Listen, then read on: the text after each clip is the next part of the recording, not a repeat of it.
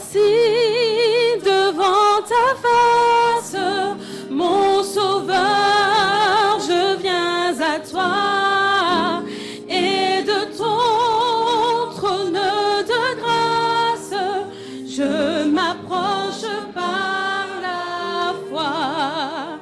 Je t'apporte ma souillure, et toi, gloire à ton saint nom.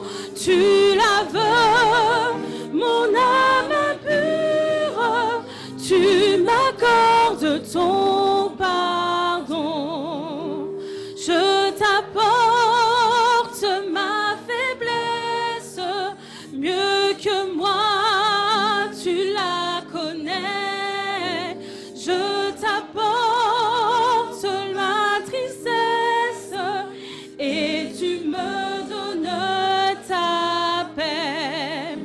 Mes soucis, tu les partages, tu prends sur toi mes fardeaux.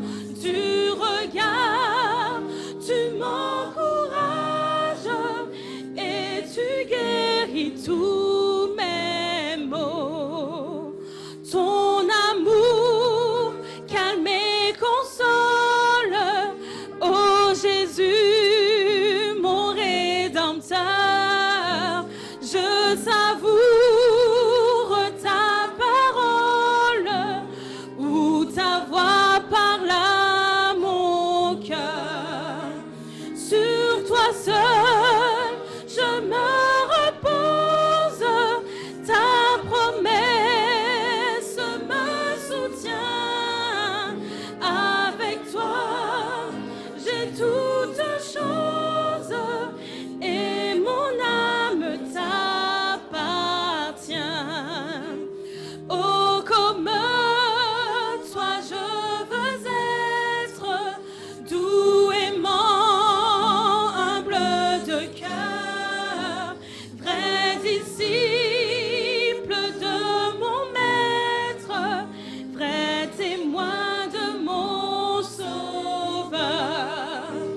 Et quand je verrai ta face ressuscité glorieux, je célébrerai ta grâce avec tous les bienheureux.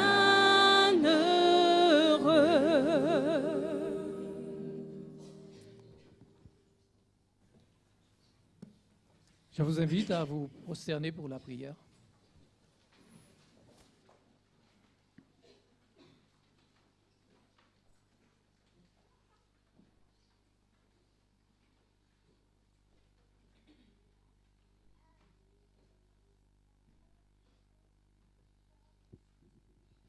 Notre Père qui es aux cieux, ton peuple ici présent ce sabbat matin vient pour te louer, pour te glorifier, pour élever ton beau nom, Seigneur, au sein de cette assemblée. Nous voulons avant tout, tendre Père, nous humilier devant ta face et pouvoir te demander pardon. Que tu veuilles nous laver dans le sang précieux de ton Fils bien-aimé Jésus. Et que chacun de nous, nous puissions croire, tendre Père, véritablement à ce pardon que tu nous accordes. Que nous puissions être vrais devant ta face, Seigneur, afin de pouvoir recevoir ton pardon, ta grâce et ta miséricorde. Seigneur, nous voulons te louer, te glorifier. Nous voulons t'adorer parce que tu es notre Dieu. Et personne d'autre n'a droit à cette adoration que toi, parce que tu es le Créateur du ciel et de la terre. Nous voulons, en tant qu'être humain, Seigneur, recevoir ce pardon que tu nous accordes et pouvoir te louer, te glorifier, Seigneur, de nous avoir rachetés par ton sang, d'avoir payé ce prix pour chacun de nous. Et nous voulons, en ce sabbat matin, Seigneur, te louer dans toute ta splendeur. Ô Père éternel, nous savons que les choses ne vont pas bien dans cette vie où nous sommes, mais nous voulons tout reposer sur toi parce que tu nous demandes de venir à toi tel que nous sommes et de déposer tout à tes pieds et tu prendras soin de nous. Et c'est ce que nous voulons faire en ce matin. Permets-nous de prendre conscience, tendre Père, de cette grâce que tu nous fais, de nous accorder, Seigneur, la délivrance. Tu nous as libérés tous à la croix. Tu as versé ton sang pour nous sauver, Seigneur. et permets-nous de comprendre que nous sommes sauvés en Jésus-Christ, notre Sauveur bien-aimé. Ô tendre Père, nous savons que nous avons des difficultés à le croire, mais c'est toi qui l'as dit. À partir du moment que nous croyons, nous sommes sauvés. À partir du moment où nous faisons ta volonté. Seigneur, nous savons que tu nous as prévenus, que Satan est descendu vers nous animé d'une grande colère, sachant, ô Dieu, qu'il lui reste peu de temps. Mais nous voulons, Seigneur, nous tourner vers toi, mettre nos mains dans ta main, afin que tu puisses, tendre Père, nous conduire et veuille permettre, Seigneur, que tu puisses nous tenir fortement dans ta main et que nous puissions marcher chaque jour en nouveauté de vie. Quels que soient les inconvénients de la vie, quelles que soient les tribulations, quels que soient les problèmes que nous pouvons rencontrer, que nous puissions, tendre Père, croire et avoir cette assurance que nous sommes plus que vainqueurs en Jésus-Christ, notre Sauveur bien-aimé. Ô Seigneur, nous voulons ce matin élever devant toi nos bien-aimés qui passent par des moments difficiles, soit relationnels, soit physiques, soit mentaux, soit spirituels. Nous voulons, Seigneur, tous te les présenter. Je pense particulièrement à ceux qui sont malades, ceux qui sont alités. Oh Dieu, tu as promis de nous guérir de tous nos maux, de toutes nos maladies. Nous croyons, Seigneur, à ces paroles parce que c'est toi qui l'as dit. Et nous voulons ce matin que tous ceux qui espèrent en toi, qui attendent la guérison, Seigneur, que tu puisses te manifester dans leur vie, que tu veuilles les toucher et leur accorder la guérison selon ta volonté. Que ce soit physique, mental ou spirituel, tu as ce pouvoir, tendre Père. Alors veuille te manifester au sein de ton peuple et permettre, Seigneur, que nous puissions être cette véritable lumière que tu as placée dans ce monde, afin que nous puissions porter cette lumière au-delà de ce monde. Ô Père éternel, je voudrais te prier pour cette communauté. Que tu veuilles, Seigneur, faire resplendir ta paix et ta grâce. Que tu veuilles visiter chaque foyer qui constitue cette communauté, Seigneur, et nous accorder ton baume de réconfort. Nous avons besoin de toi, Seigneur, parce que l'ennemi fait ravage. Mais nous voulons, Seigneur, nous tourner vers toi, retourner à la source, afin de trouver en toi, Seigneur, la grâce et la miséricorde et cette délivrance pour toujours. Oh Seigneur, je voudrais te prier pour le prédicateur de ce jour. Que tu veuilles dans ton amour, Seigneur, oindre ses lèvres de ton charbon ardent. Que tu veuilles, Seigneur, aussi bénir son épouse qui est là. Que tu veuilles leur accorder ta paix et ta grâce, Seigneur, et permettre que ce message qu'il délivre puisse être délivré de ta part et que nous soyons, Seigneur, à l'écoute et que nous puissions tirer, oh Dieu, profit de tout ce qui nous sera dit. Ô Père éternel, je voudrais te prier pour les hommes qui dirigent ton œuvre ici-bas sur cette terre. Les hommes de la fédération, de l'union, de la division, de la conférence générale. Tous ces hommes, Seigneur, veuillent permettre qu'ils puissent se tourner vers toi afin de te laisser, par l'intermédiaire de ton Saint-Esprit, les animer et que ton nom soit béni, que ton nom soit glorifié, exalté. Ô Seigneur, quoi te dire? Que te dire merci. Merci de ta grâce. Merci de ta bonté, de ta patience envers nous. Et permets-nous tous, Seigneur, de regarder à toi. Et quoi qu'il arrive, que nous puissions rester fidèles à ta parole de vérité et que nous puissions tous être là au grand rendez-vous que tu nous donnes. Seigneur, c'est le vœu de mon cœur en ce matin pour toute cette communauté et tous les chrétiens, tous ceux qui te cherchent fidèlement, Seigneur, que nous puissions faire être de la partie de tous ceux qui auront ce caillou, qui chanteront le cantique de Moïse et de l'agneau, afin d'être enlevés avec toi. Ô Père, dans cette attente, nous te demandons de nous soutenir, de nous conduire et de nous diriger. Que tout honneur, que toute gloire, que toute louange te soit due dès maintenant, au siècle des siècles et pour l'éternité. Amen.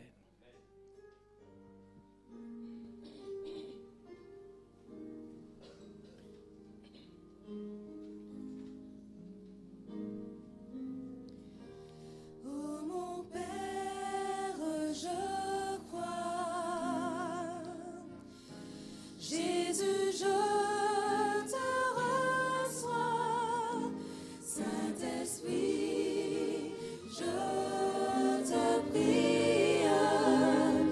Viens écrire en moi ta vie.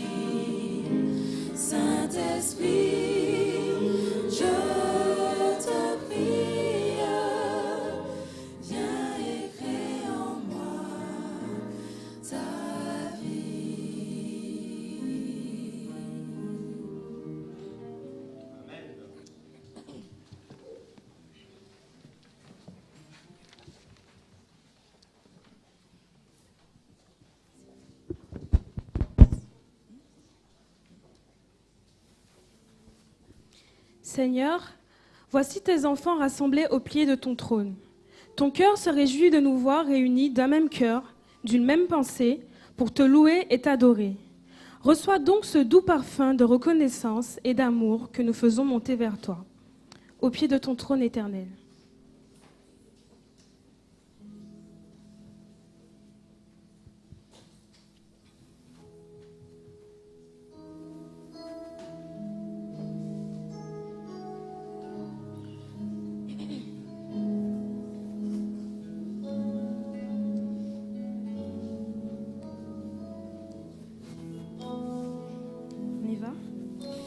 Au pied de ton trône éternel, je me prosterne devant toi. Tu règnes sur la terre et les cieux. Tu es assis à la droite de Dieu. Sois exalté, sois l'agneau de Dieu. Aujourd'hui et à jamais, sois couronné de mes louanges. Ta majesté remplit ce lieu. Au pied de ton trône éternel, je me prosterne devant toi. Tu règnes sur la terre et les cieux. Tu es assis à la droite de Dieu. Sois exalté, sois l'agneau de Dieu. Aujourd'hui et à jamais,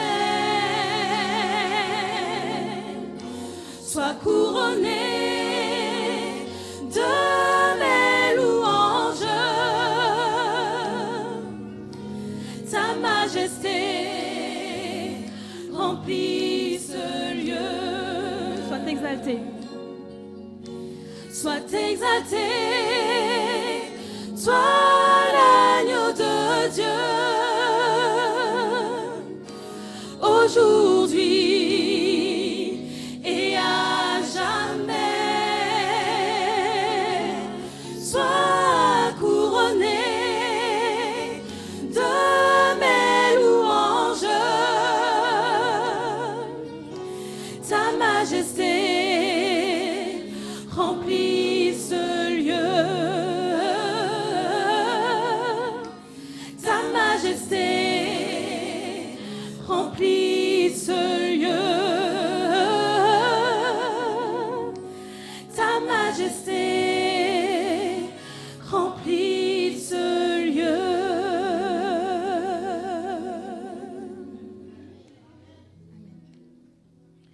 Venez, peuple du monde entier, faisons monter une ovation à notre Seigneur. Offre-lui un culte joyeux. Présentons-nous devant lui avec des cris de joie.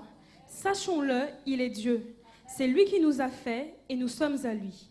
Il est roi, que la terre entière s'émerveille et que tous les peuples se réjouissent. Il est exalté.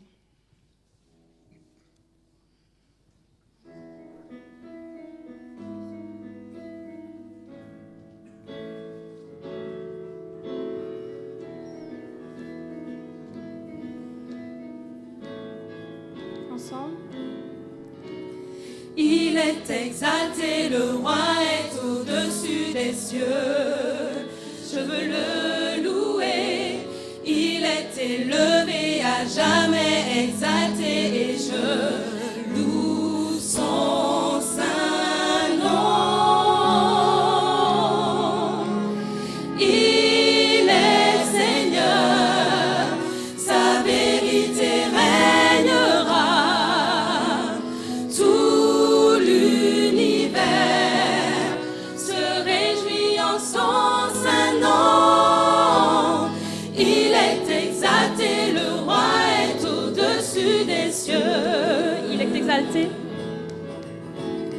Il est exalté, le roi est au-dessus des cieux.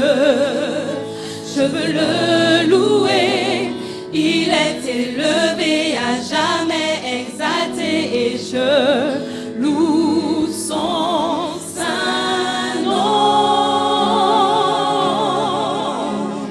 Il est Seigneur, sa vérité régnera. Tout l'univers se réjouit en son saint nom. Il est exalté, le roi est au-dessus des cieux. Il est Seigneur. Il est Seigneur, sa vérité régnera. Tout l'univers se réjouit en son saint nom. Il est exalté, le roi est au-dessus des cieux. Il est exalté. Il est exalté, le roi est au-dessus des cieux. Une dernière fois. Il est exalté, le roi est au-dessus des cieux.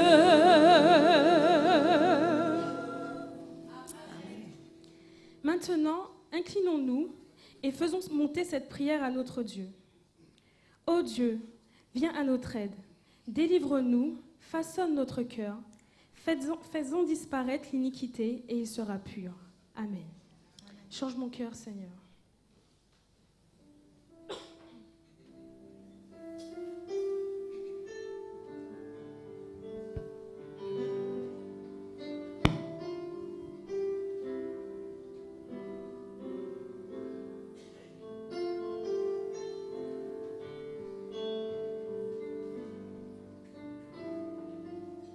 On y va?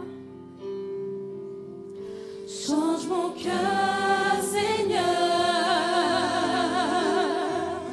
et purifie-moi. Change mon cœur, Seigneur, que je sois comme toi. Change mon cœur, Seigneur. Change mon cœur, Seigneur, et purifie-moi. Change mon cœur, Seigneur, que je sois comme toi. Jésus, tu es le potier, je suis l'argile. Brise-moi, façonne-moi, oui c'est mon désir. Change mon cœur, Seigneur, et purifie-moi. Change mon cœur, Seigneur, que je sois comme toi. Change mon cœur, Seigneur. Change mon cœur, Seigneur, et purifie-moi. Change mon cœur, Seigneur, que je sois comme toi.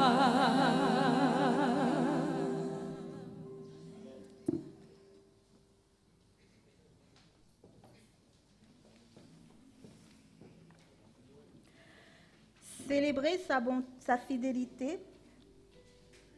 Nous avons de beaux chanteurs dans nos églises et ils ont de beaux chants à leur répertoire, mais le psalmiste qui mène sa carrière en solo déclare dans Psaume 89, verset 1, « Je chanterai toujours tes bontés, Seigneur, pour toutes les générations à venir. Je proclamerai ta fidélité. » Le psalmiste ne sera jamais à court de texte pour ses cantiques, car il se rapporte aux bontés et à la fidélité de Dieu, et il en est de même pour nous. Le psalmiste poursuit en disant au verset 8, « Seigneur, Dieu de l'univers, qui est comme toi, force et fidélité t'environnent, Seigneur.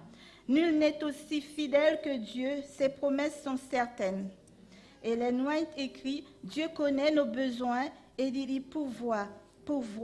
Le Seigneur a des trésors pour ses enfants et peut leur donner ce dont ils ont besoin dans toutes les circonstances. Alors pourquoi ne pas lui faire confiance? Il a fait des promesses précieuses à ses enfants à condition d'obéir fidèlement à ses préceptes. Que nos dons en réponse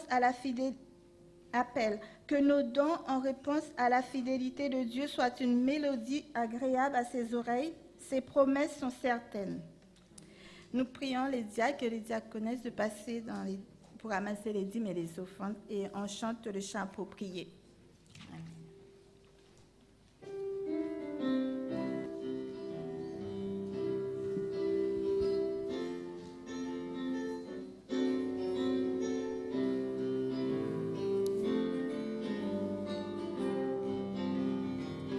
Où est ton trésor? Là sera ton cœur. Tu peux te tromper de placement. Ton avenir compte tout autant. Prends donc le temps d'y songer une heure. L'argent ne suffit pas pour nous rendre heureux.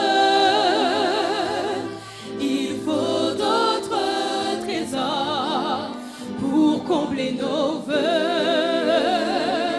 Si tu n'as soif que d'or, prépare tes yeux.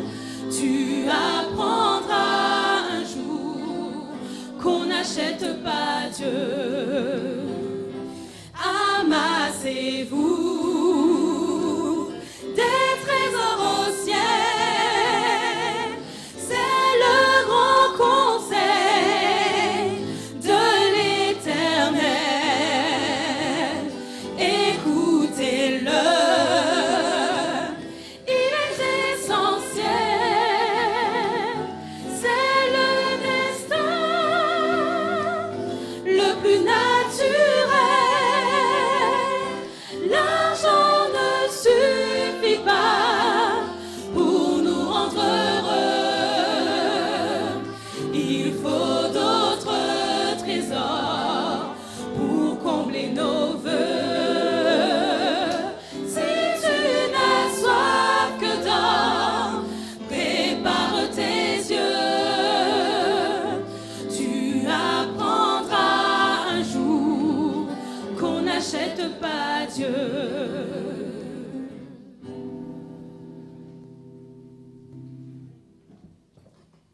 Prions. Père Céleste, nous voulons te remercier pour ce saint sabbat que tu nous donnes pour t'adorer en esprit et en vérité. Merci de nous donner la vie éternelle. Nous remettons, Seigneur, ces dîmes entre tes mains et que tu puisses les bénir et que tu puisses donner aussi à ceux qui n'en ont pas, Seigneur, pour qu'ils puissent donner, Seigneur, que tu puisses leur donner du travail afin qu'ils puissent donner, Seigneur. Et faites que, Seigneur Jésus, que ces dîmes puissent bien dispatcher pour ton œuvre éternelle. Et nous voulons te remercier pour tous tes bienfaits dont tu nous combles. Tu n'as même pas besoin de ton argent, de notre argent pour que ton œuvre avance. Mais tu veux, Seigneur, qu'on puisse participer. Aide-nous à t'offrir nos cœurs éternels d'un cœur agréable. Nous te remercions pour tout ce que tu fais pour nous et ce que tu feras encore. Aide-nous à passer une bonne journée de sabbat sur ton regard béni. Au nom de Jésus, nous t'avons prié pour ta gloire. Amen. Amen.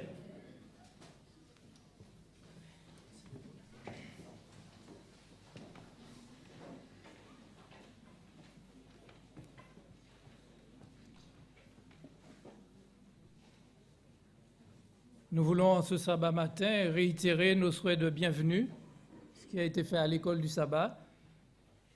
Et nous voyons qu'il y a pas mal de membres qui nous visitent. Alors, j'aimerais demander ce matin, pas aux visiteurs, mais aux membres de Pontoise de se mettre debout. Aux membres de Puiseux Pontoise, mettez-vous debout.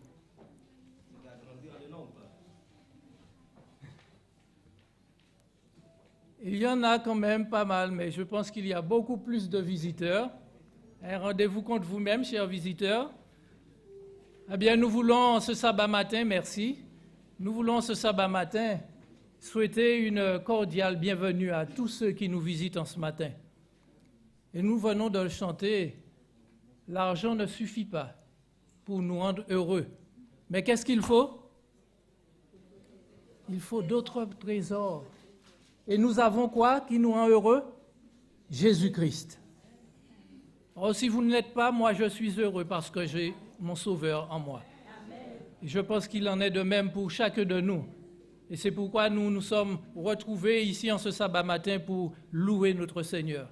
Et je voudrais aussi saluer tous ceux qui nous écoutent par le biais d'Internet, tous ceux qui, de par le monde, par la technologie, que Dieu a permis que ceux qui sont de l'autre côté du monde puissent pouvoir suivre ces émissions, pouvoir suivre ces messages que Dieu délivre. Nous voulons les saluer en ce sabbat matin aussi.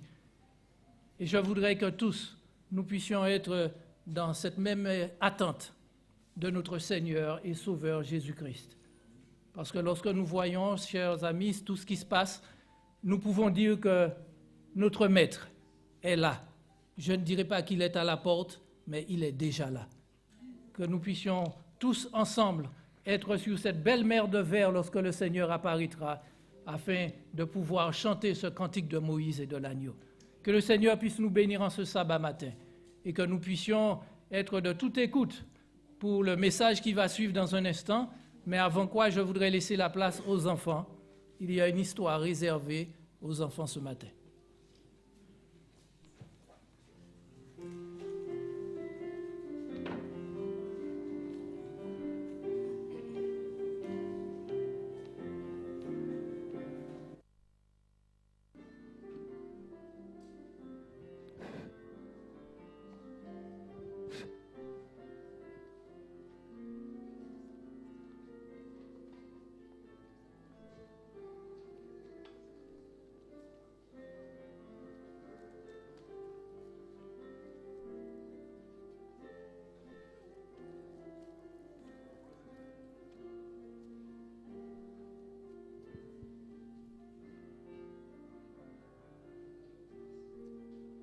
Bonjour, bonjour les enfants. Bonjour à tous, aux adultes, à tous ceux qui sont présents ce matin. Est-ce que vous êtes heureux d'être ici? Oui? C'est la joie dans le cœur? Oui, c'est bien, c'est bien. Mais vous rendez Jésus heureux aussi. Alors, ce matin, dans la classe des tout-petits, il y avait 3 enfants. Et il y avait Loane et Salomé qui, quand les parents les ont déposés, qui ont commencé à pleurer. C'est vrai, quand c'est comme ça, c'est un peu normal. Hein? Et quand c'est comme ça, qu'est-ce qu'on fait? On les console. Voilà, on les console. Et nous, les animateurs, nous les avons pris dans les bras et nous les avons consolés. Alors, je me dis que chacun a déjà pleuré. Vous, les enfants, vous pleurez des fois. Quand pleurez-vous? Quand est-ce que vous pleurez? Hein? Quand est-ce que pleurez-vous? Vous vous souvenez? Oui, vas-y.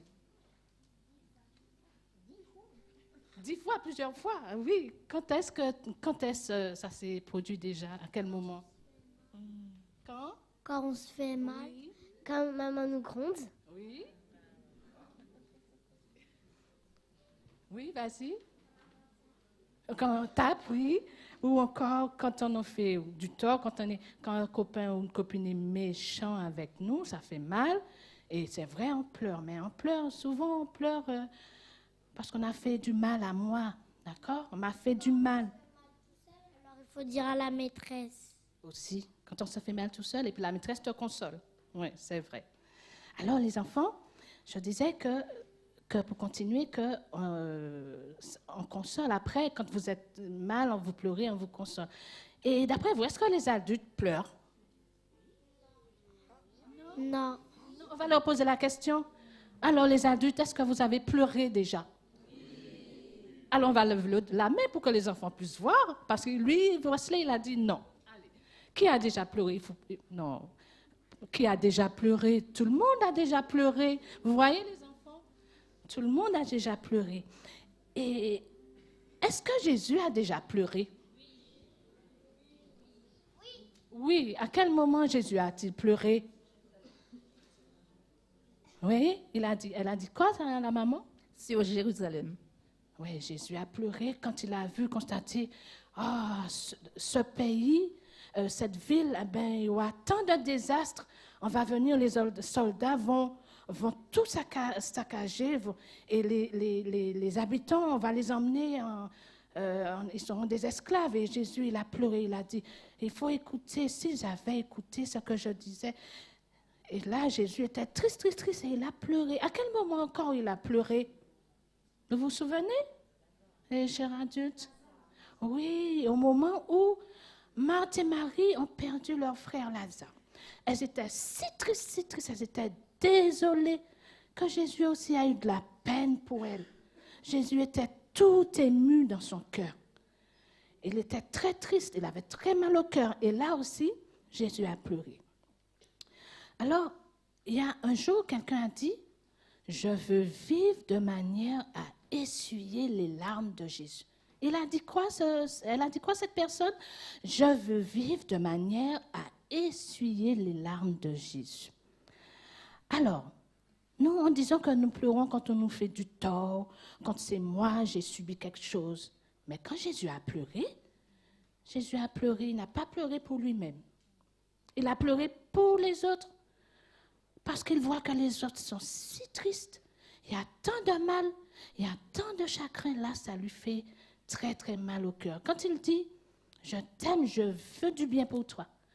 Quand il dit, je ne veux pas que tu aies mal, alors j'aimerais que tu obéisses.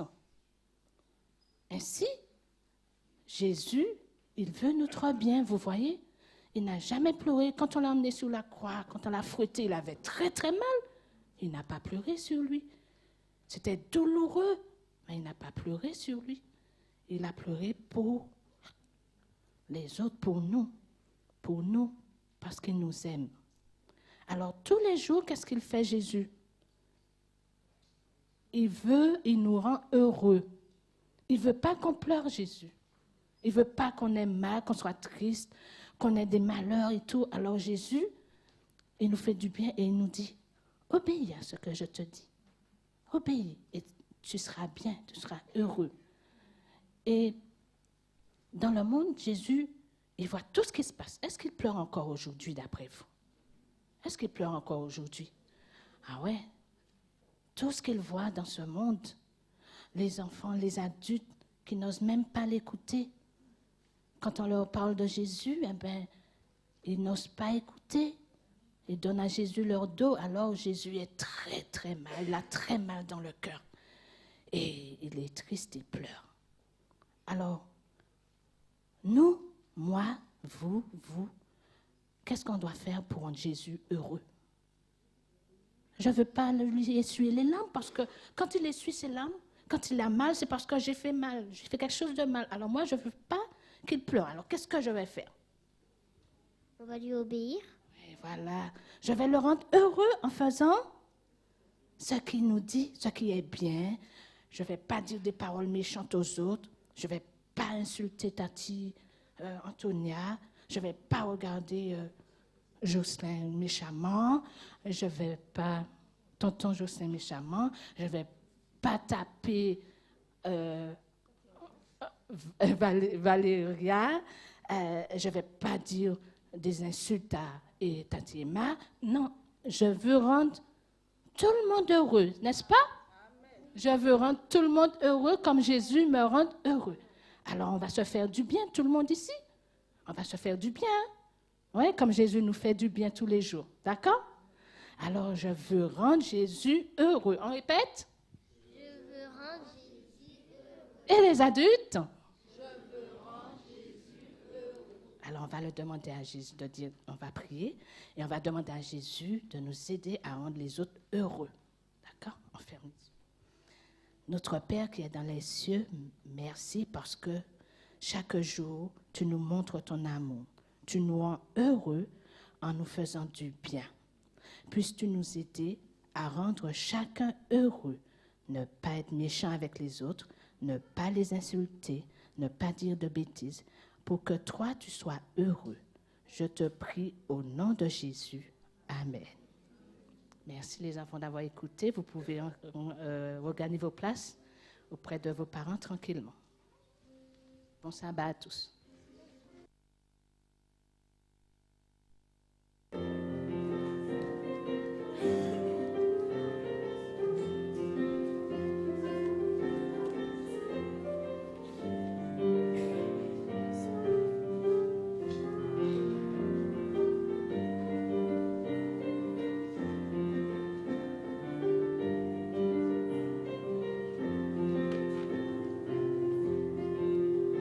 Je vous demande donc de vous tenir debout.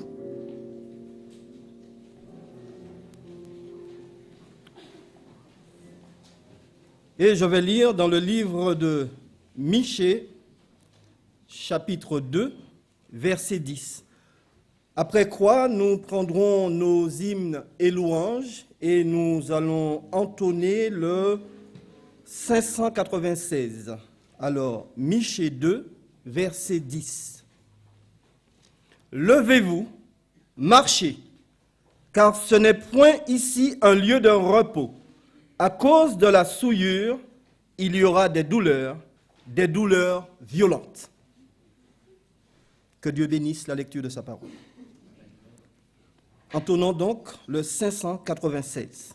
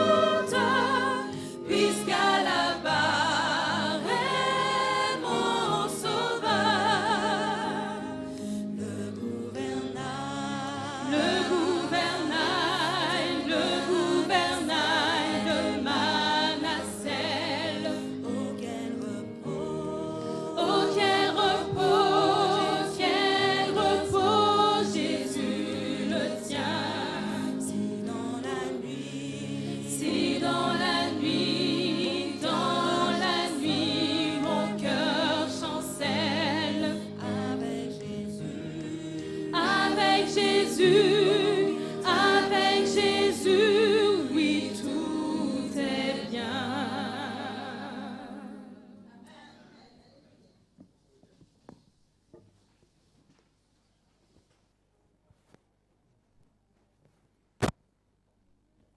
Bonjour à toutes et à tous.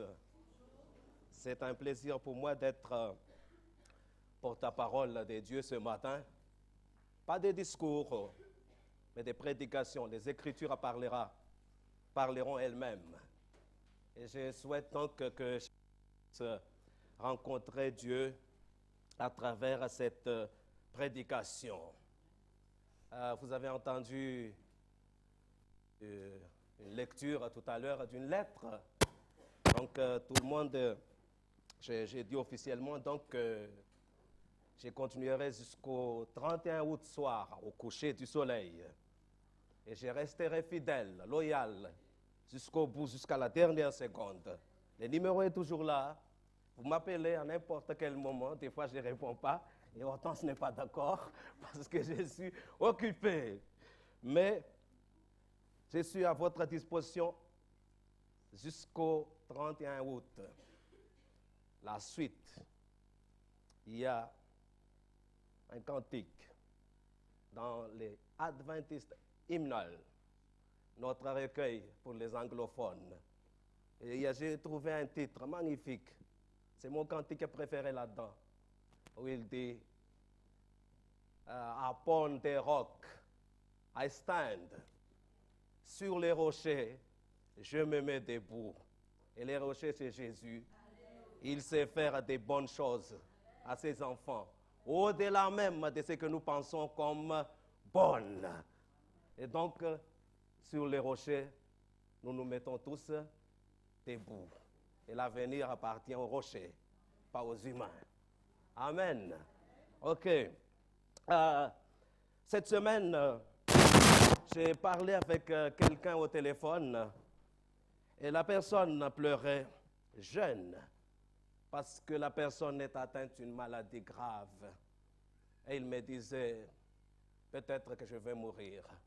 Au moment où il me décrit la maladie, j'ai compris aussi. Mais Dieu peut faire des miracles. Plusieurs fois, je suis parti à l'hôpital pour visiter des personnes. 2 fois, j'étais devant des personnes atteintes par le cancer. Elles sont mortes devant moi, devant ma face. Plusieurs fois, j'ai visité pensant que les personnes vont être guéries. Mais j'étais obligé de prêcher pour leur funérailles après.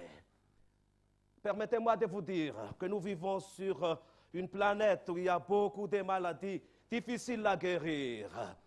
Et de nos jours, il y a le cancer, il y a le cardiaque.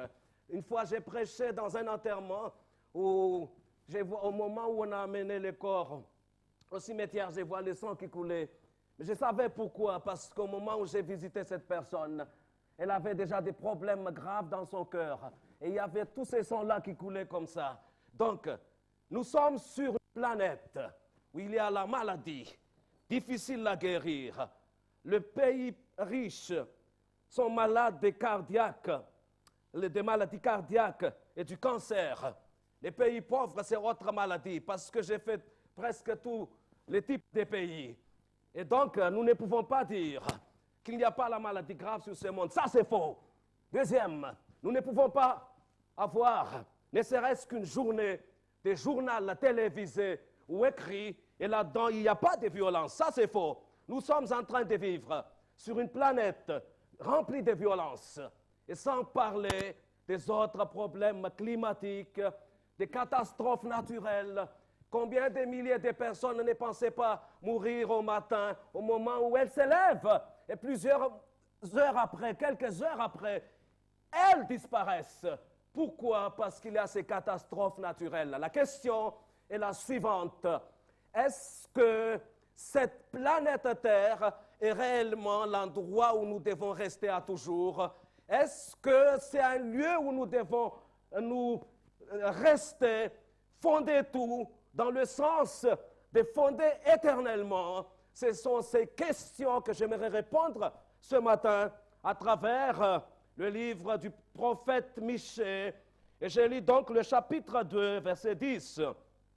Michée, chapitre 2, verset 10, où il nous dit, « Levez-vous, marchez, car ce n'est point ici un lieu de repos. À cause de la souillure, il y aura des douleurs violentes. » Prions ensemble. Seigneur notre Dieu, notre Père, nous ouvrons les Écritures. Avant toute chose, nous te demandons de nous pardonner. Moi qui suis appelé à proclamer ce message, pardonne-moi Seigneur, pardonne toute l'Église et sois au milieu de tes enfants. Cette assemblée, fais Seigneur que l'Évangile triomphe encore ce matin et que le cœur soit amené captif au pied de ta croix et que nous puissions quitter ces lieux remplis du salut, prêts à proclamer le même salut aux autres. Gloire soit à toi, que ton nom soit sanctifié et que nous soyons richement bénis en toi tout au long de cette prédication. Au nom de Jésus. Amen. Est-ce que cette planète est la planète où nous devons rester pour toujours? Est-ce que c'est l'endroit où nous pouvons être heureux éternellement? Ce sont les questions. Et on verra à la fin quelle sera la réponse. Mais nous sommes ici sur le livre du prophète Michée. Le pays, le royaume est divisé en deux à la mort de Salomon. Le sud, formé par la tribu de Juda et de Benjamin, a été dirigé par le roi Roboam, fils de Salomon. Par contre, le royaume du nord, là-dedans il y avait 10 tribus, était dirigé par le roi Jéroboam, fils de Nébat. En quelque sorte, c'était quelqu'un qui a fait un coup d'État. Mais je n'ai pas le temps d'expliquer tout ça ce matin. Et donc, les prophètes aussi étaient dans les deux pays. Et notre prophète de ce matin, c'est-à-dire Michée, exerçait son ministère prophétique à peu près dans le nord, environ entre 740 jusqu'à 700 avant Jésus, à peu près 40 ans de ministère prophétique. Et dans ce ministère prophétique très riche, nous avons une phrase extraordinaire où le prophète annonce une phrase où il dit « Levez-vous, marchez, car ce n'est point ici un lieu de repos. » Et je m'arrêterai seulement sur 3 mots dans cette phrase pour la prédication de ce matin. Levez-vous, marchez. Levez, tirez, vous, virgule, marchez. Et on va s'arrêter là, sur cette petite phrase, qui contient des messages très forts pour nous aujourd'hui. Je ne sais pas s'il y a d'autres versions, mais ma version à moi est lu second. Et c'est écrit comme ça, levez, tirez, vous, virgule, marchez. Et on s'arrête là. On s'arrête sur ces trois mots extraordinaires.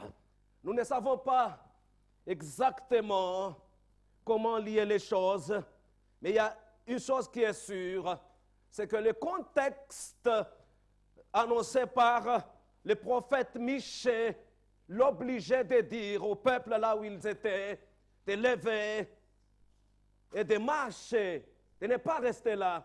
Et il va donner une explication après que l'endroit où ils étaient, ce n'était pas les lieux de repos pour eux. Et en parallèle avec cette déclaration du prophète Michée, nous pensons aussi à notre planète Terre, où Dieu est en train de parler encore, d'annoncer un message solennel. Et il dit à son peuple, à nous, levez-vous, marchez, parce que ce n'est pas sur cette planète Terre notre lieu de repos. Et la question est donc la suivante. Comment lever et comment marcher? Quel de marche. Quel type de marche devons-nous faire? Levez-vous et marchez. Et je propose donc une méthode basée sur les Écritures pour répondre à la question, c'est-à-dire chercher à travers les Écritures les autres phrases où on voit les trois mots. Levez-vous, marchez. Et on cherchera chaque contexte. Mais chaque contexte nous dira ce que nous devons faire encore aujourd'hui. Donc, je répète, ce qu'on va faire, nous allons explorer à travers les Écritures la même expression. Là où il se trouve, levez-vous, marchez, ou lève-toi, marche. Et à travers ces textes bibliques, nous allons tirer nous-mêmes les messages pour nous aujourd'hui. On est clair? On avance alors. Premier texte, texte connu par tout le monde, parabole du semeur. Non, il n'y a pas se lever et marcher dans semeur. Non, parabole du fils prodigue. On y est. Le fils le plus jeune a demandé, il a demandé la part de son héritage. Et il est parti. Il ne pouvait pas le faire parce que le papa est encore vivant. Dans son contexte à lui, vous ne pouvez pas avoir votre héritage tant que le père, il est vivant. Mais il l'a fait quand même.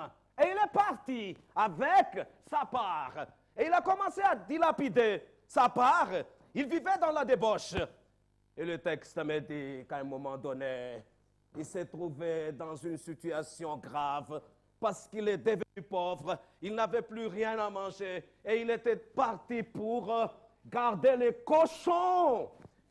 Et le texte me dit même qu'il voulait manger la nourriture réservée aux cochons, mais on ne lui avait pas donné le droit de pouvoir manger les nourritures de cochons.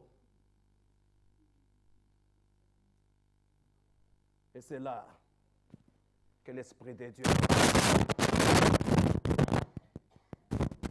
C'est là que l'Esprit de Dieu entre en jeu. Et l'Esprit de Dieu parle à l'intérieur. Et le pauvre fils prodigue prend la parole. Il pense d'abord. Il parle en lui-même. Et voici ce qu'il dit. Luc chapitre 15. J'ai lu le verset 17 jusqu'au verset 20. Évangile selon Luc, au chapitre 15. Et j'ai lu le verset 17 jusqu'au verset 20, où il nous dit, étant rentré en lui-même, il se dit, combien de mercenaires chez mon père ont du pain en abondance, et moi ici je meurs de faim. Écoutons cette phrase. Je me lèverai, j'irai vers mon père, et je lui dirai, mon père, j'ai contre le ciel et contre toi. Je ne suis plus digne d'être appelé ton fils. Traite-moi comme l'un de tes mercenaires. Écoutons cette phrase. Et il se leva et alla vers son père. Comme il était encore loin, son père le vit et fut ému de compassion. Il courut se jeter à son cou et le baisa. 2 fois, l'expression utilisée par Michée va être utilisé aussi par le fils prodigue. Et il dit, je me lèverai, j'irai vers mon père. Et après, quand on arrive au verset 20, le texte dit, il se levait et il est parti vers son père. Remarquons que l'expression est utilisée ici, levez-vous, marchez. Le fils prodigue se lève, il marche dans un contexte de retour vers son Père. Or, Jésus, dans cette parabole, voulait parler des humains qui s'est égarés et qui reviennent à Dieu, le Père, le Créateur de l'univers.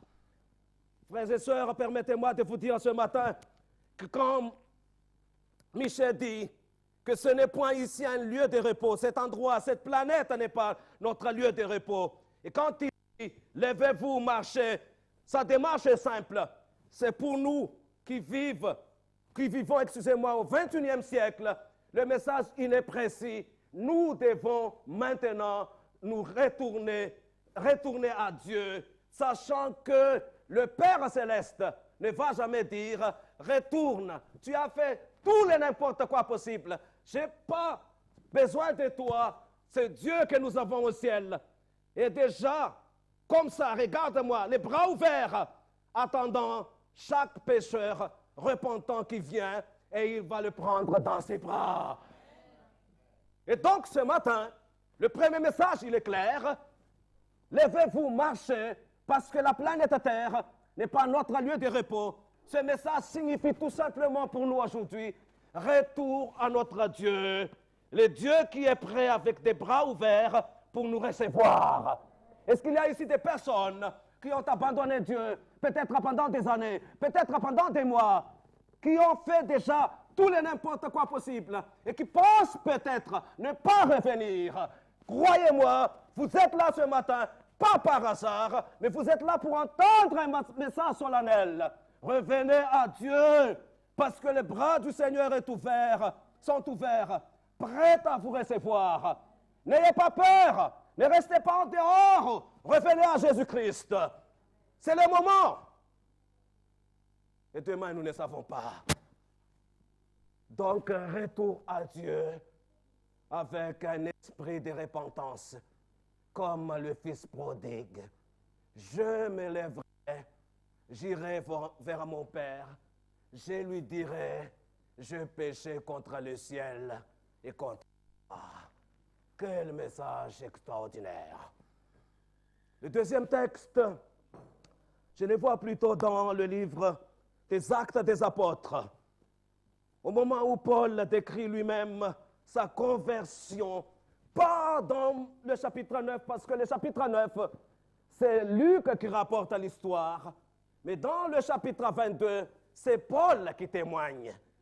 Et au moment où il témoigne de cette conversion extraordinaire, voici une des phrases, ou excusez-moi, un des versets dans ce discours de Paul. Actes chapitre 22, Actes des Apôtres chapitre 22.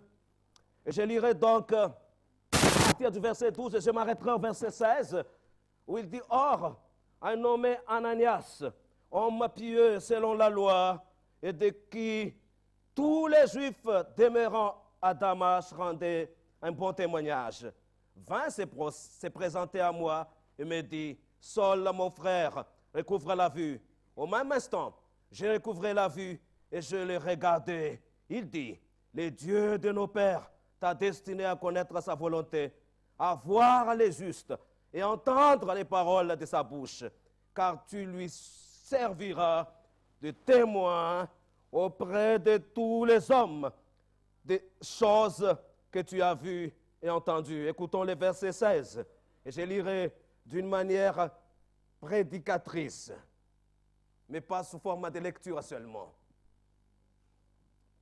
Et maintenant, que tardes-tu? Écoutez-moi bien. Lève-toi, sois baptisé et lavé de tes péchés en invoquant le nom du Seigneur. Lève-toi, Paul, sois baptisé pour être purifié de tous tes péchés en invoquant le nom du Seigneur. Vous voyez le contexte dans lequel la phrase est utilisée? Lève-toi, marche. On demande à Paul de se lever, de marcher vers l'eau du baptême. Et là, le fruit, selon la phrase, c'est la purification de tout péché. Levez-vous, marchez. Ce n'est point ici notre lieu de repos. 21e siècle, ça signifie encore aujourd'hui un message fort et solennel pour le peuple de Dieu, pour les enfants de Dieu sur terre.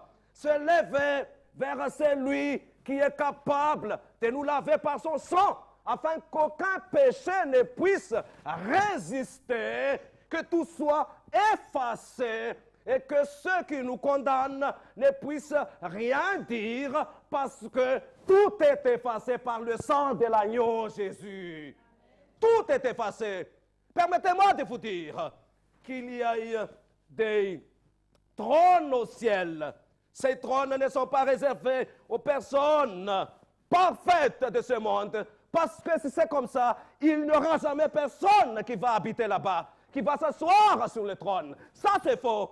Mais ces trônes sont réservés aux personnes qui sont capables de fermer la bouche des accusateurs, comme celui qui se mettait debout à côté des Josué, les souverains sacrificateurs. Comment les fermer? Dans le sens où ils n'arrivent pas à nous accuser, parce que tout est effacé par le sang de Jésus, le sang de l'agneau. Et rien ne nous concerne. Tout est effacé. Levez-vous, marchez signifie, allons marcher, levons-nous, marchons vers Jésus, confessons tous nos péchés, tout, et laissons le Christ par son sang tout effacer, et rien ne nous concernera, parce que tout est enlevé par le sang de l'agneau. C'est là la signification de son message, le message de Michée aujourd'hui. Qu'est-ce que les autres pensent? Ça n'importe rien. Mais qu'est-ce qui reste dans le livre où on écrit les péchés? C'est ça qui est important. C'est cette question-là qui est importante. Vous voyez ce que je suis en train de dire? Qu'est-ce que les autres pensent de moi? Il n'y a pas d'importance là-dedans. Mais qu'est-ce qui reste dans le livre pour moi? Cette question-là, elle est importante. Mais le Christ est prêt à tout effacer par son sang. Tout. Lève-toi, va vers Jésus, demande-lui de tout effacer. Il attend déjà. C'est ça la signification du message de Michée. Troisième texte, toujours dans cette conversion de Paul. Cette fois-ci, nous allons prendre l'autre texte, le rapport de l'évangéliste Luc, donc au chapitre 9. Et voici ce que Luc écrit par rapport à cette conversion de Paul. Actes des apôtres, chapitre 9. Et je lis donc le verset 4 jusqu'au verset 6. Actes des apôtres, chapitre 9. Actes des apôtres. C'est Luc qui a écrit le livre des Actes des apôtres. C'est pour cela que j'ai dit c'est Luc, le rapport de Luc. Donc, Actes, ce n'est pas Luc. Actes, chapitre 9. À partir du verset 4. On s'arrête au verset 6. Il tomba par terre.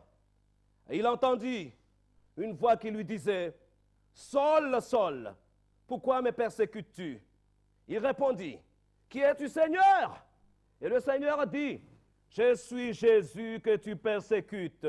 Il te serait dur de régimer contre les aiguillons. » Écoutons le verset 6. Tremblant et saisi d'effroi, il dit, « Seigneur, que veux-tu que je fasse » Et le Seigneur lui dit, écoutez cette phrase, « Lève-toi, marche vers la ville et on te dira ce que tu dois faire. » Est-ce que la phrase, elle est là? Lève-toi, Saul de Tarse, marche vers la ville de Damas. Et le contexte, il est simple. On te dira tout ce que tu dois faire. C'est-à-dire, on te fera connaître ma volonté à moi. Parce que la question était la suivante. Que veux-tu, Seigneur, que je fasse? Et le Seigneur répond et dit, lève-toi, marche vers la ville. Et quand tu le fais, je te dirai ma volonté, je te ferai savoir ma volonté. Croyez-moi, quand Michée dit, 21e siècle, levez-vous, marchez, peuple de Dieu, c'est dans le sens que nous avons ici cette fois-ci, où il nous dit, levez-vous, peuple de Dieu, marchez, cherchez à connaître ma volonté et vivez en harmonie avec. Je me demandais plusieurs fois, Comment connaître la volonté de Dieu? Vous ne la connaîtrez jamais si votre Bible reste fermée tout au long de la semaine, tout au long du mois, tout au long de l'année. Permettez-moi de vous dire qu'il y a des Bibles dans les maisons, des fois des Bibles qui ne sont jamais ouvertes. Ça ne signifie pas marcher. Élevez-vous, cherchez la volonté de Dieu. La semaine dernière, je parlerai de la même chose, mais j'ai parlé de la Bible. Hier soir, vers 23h46, je reste là, je réfléchis par rapport au texte, j'ai prié. À un moment donné, j'ai dit, dans ma pensée, mais pourquoi parler que de la Bible? T'as tort. J'ai réfléchi, mais qu'est-ce qui se passe? Et c'est là que j'ai compris qu'il y en a d'autres révélations de Dieu pour ce peuple du dernier jour. Je parle des écrits de Madame White qui restent comme décoration dans nos bibliothèques aujourd'hui. Ce serait vraiment dommage. Mais quand Michée parle, quand il dit, écoutez-moi bien, levez-vous, marchez, il dit, levez-vous, marchez vers les Écritures, vers la Bible, vers les écrits d'Ellen White. Cherchez à connaître la volonté de Dieu. Vivez en harmonie avec. Avancez! Parce que nous n'avons pas à rester sur ce monde qui n'est pas notre repos à nous. Combien de Bibles sont restées à la maison, fermées tout au long de l'année? Des Bibles qui ne sont jamais ouvertes. Combien de livres de Sir White qui restent comme décoration de nos bibliothèques? Combien, s'il vous plaît? Répondez-moi. Chacun personnellement dans son cœur. Mais le Seigneur appelle ce matin d'une manière solennelle. Et il dit, levez-vous, marchez vers les Écritures, vers la Bible, vers les écrits sacrés, les révélations que j'ai envoyées pour ce peuple du dernier jour. Cherchez à connaître la volonté de Jésus. Vivez en harmonie avec et avancez, parce que nous n'avons pas de temps à perdre. Et le message doit être prêché au monde. Autre texte, le 4e cette fois-ci, m'amène toujours à rester dans le livre des Actes des Apôtres. Cette fois-ci, excusez-moi, le 4e texte, c'est dans le livre de l'Évangile selon Jean, avant d'aller vers le livre des Actes des Apôtres. Jean chapitre 5. Jean chapitre 5. Merci beaucoup. Jean chapitre 5. Qu'est-ce qu'il y a dans Jean chapitre 5? Nous sommes ici, près de la piscine de Bethesda, où il y avait plusieurs personnes malades couchées au bord, attendant le mouvement de l'eau, parce qu'ils pensaient que la première personne qui descend dans l'eau, au moment où l'eau est agitée, sera guérie. Et Jésus passait lui aussi à côté de la piscine de Bethesda un sabbat matin. Il passe. Et au moment où il passe, il voit quelqu'un. Et voici la description que donne Jean l'évangéliste. À partir du verset 5, où il nous dit, là se trouvait un homme malade depuis 38 ans. Jésus, l'ayant vu coucher, et sachant qu'il était déjà malade depuis longtemps, lui dit, veux-tu être guéri? Et vous posez une question pareille à une personne malade, la réponse sera oui.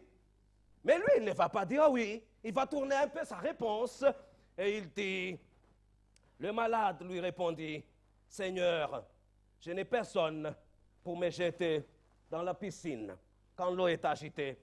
Et pendant que j'y vais, un autre descend avant moi. Écoutez cette parole de Jésus. Vous êtes prêts pour écouter?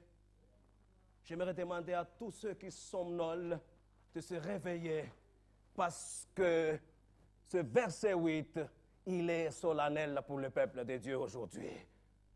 Et Jésus disait à ce paralytique, paralysé pendant au moins 38 ans, le texte nous dit, Jésus dit, lève-toi, lui dit Jésus, prends ton lit et marche. Lève-toi, marche. Cette fois-ci, nous avons un contexte particulier, un paralytique, paralysé, au moins 38 ans de paralysie. Et Jésus disait tout simplement, lève-toi et marche. Mais je vois beaucoup de paralytiques devant moi.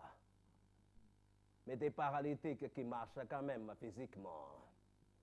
Je vois beaucoup de paralytiques derrière moi. Mais je vois aussi un paralytique qui parle et qui bouge sur la chair. Parce que nous sommes paralysés par nos faiblesses, par nos mauvaises habitudes, par le péché. Et Christ nous dit tout simplement, lève-toi, marche. Je suis celui qui vainc, qui apporte la victoire sur les mauvaises habitudes, qui apporte la victoire sur nos faiblesses, qui apporte la victoire sur les péchés. Sois victorieux, disait-il à ce paralytique de Bethesda, et le paralytique marche. Michel disait, lève-toi, marche. 21e siècle, ne permettons pas au péché, à nos mauvaises habitudes, à nos faiblesses, de nous rendre paralytiques, paralysés pendant toute une vie. Nous ne sommes pas appelés à être paralytiques spirituels, nous sommes appelés à être victorieux spirituellement. Et donc j'aimerais m'adresser ce matin à tous ceux qui luttent pendant des années peut-être, et pendant des mois, contre un péché quelconque, contre une faiblesse quelconque, contre une mauvaise habitude quelconque.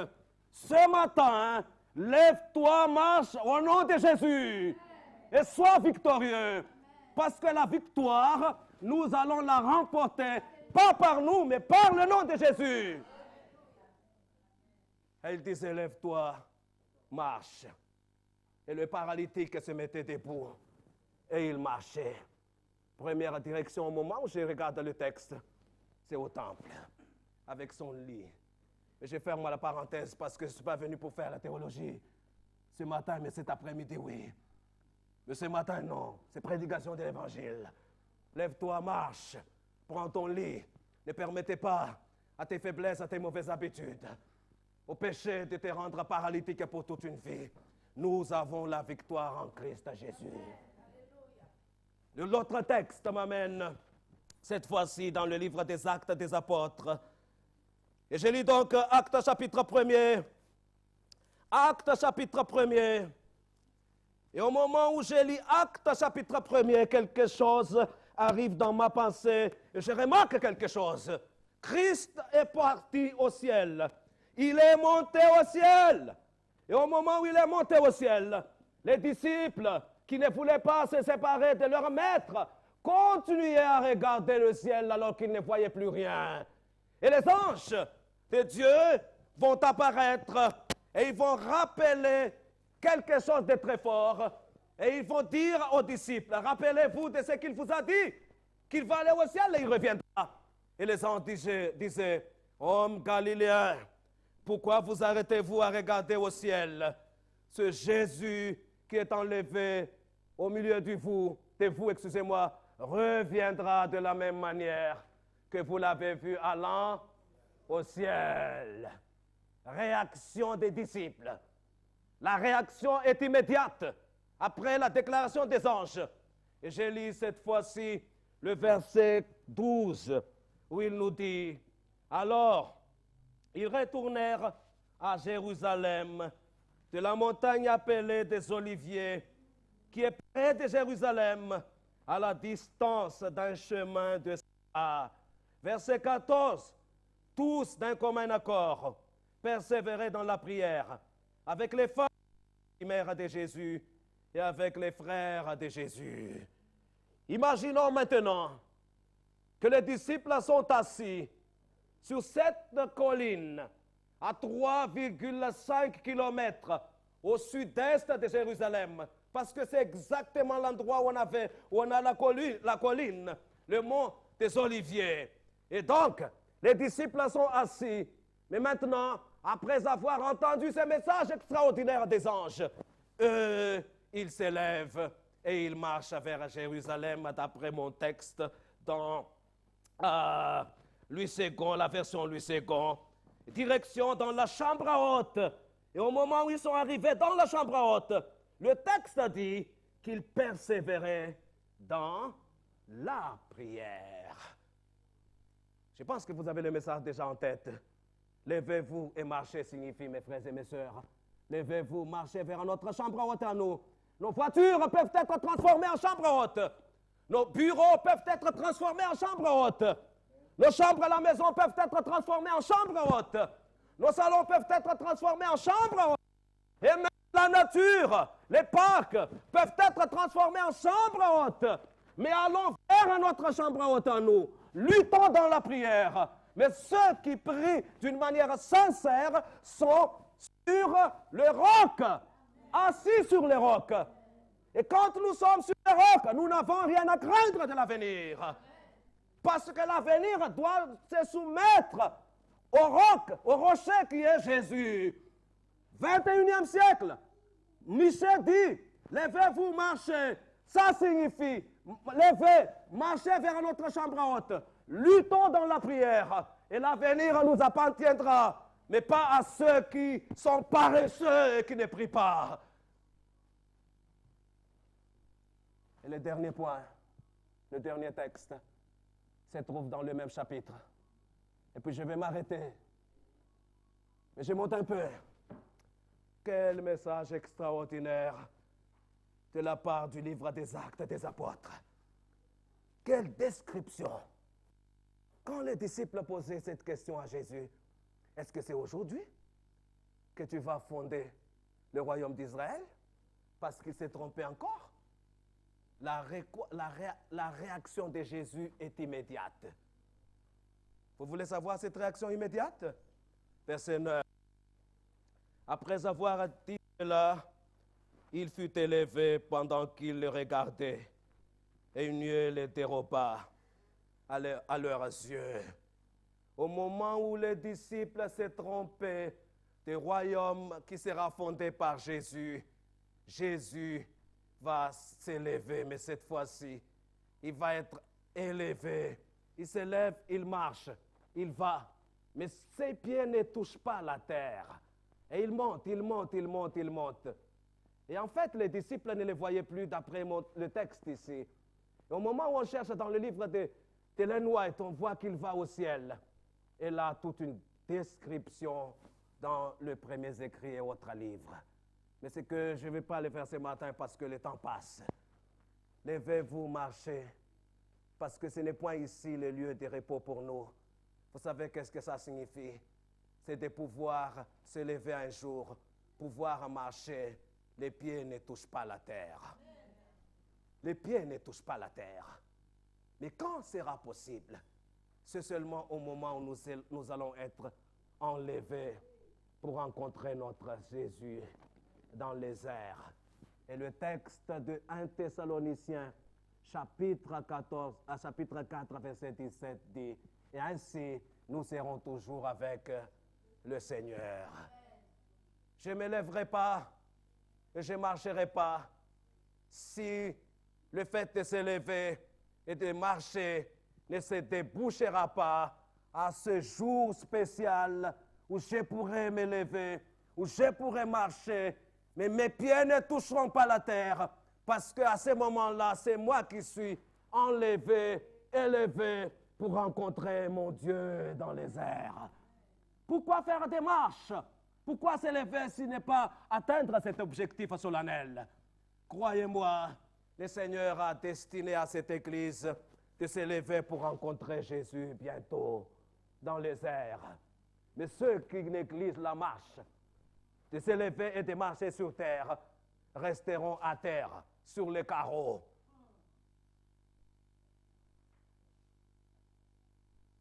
Combien Combien de personnes pensent que leur sécurité, c'est d'avoir leur nom inscrit dans le livre de l'Église, le registre de l'Église? Combien de personnes pensent que leur sécurité, c'est d'être nommé dans ceci et cela, dans l'Église? Je ne parle pas seulement de l'Église locale, mais dans les différents échelons de l'Église. Et nous pensons que c'est notre sécurité. Ça, c'est faux. Mais nous devons nous lever et nous marcher. C'est ça l'ordre. Levez-vous et marchez. Qu'est-ce que ça signifie? Un retour définitif à Jésus avec un cœur repentant. Deuxième point, marcher vers celui qui efface nos péchés, c'est-à-dire vers Jésus. Et lui confesser tous nos péchés, et lui, il effacera par son sang tout. Et rien ne nous concernera. On peut dire tout ce qu'on veut, mais quand tout est effacé, je ne crains rien. Rien. Troisième point, hyper important encore dans le message, se lever et marcher vers les Écritures, la Bible, les écrits de Sir White, et chercher à connaître la vérité, la volonté du Seigneur, vivre en harmonie avec, jour après jour. J'ai remarqué une chose, ce sera la prochaine prédication, si Dieu le veut, mais j'ai remarqué une chose, au moment où nous sommes en contact permanent avec la Bible, tout est possible. Tout. Quatrième point, qu'est-ce que ça signifie? Marcher vers, se lever et marcher vers celui qui est capable de briser nos faiblesses, nos mauvaises habitudes, le péché, et de pouvoir faire comme ce paralytique de Bethesda, se lever et marcher, le péché, les mauvaises habitudes et les faiblesses vaincues. Parce que Christ a tout brisé. C'est ça le quatrième point.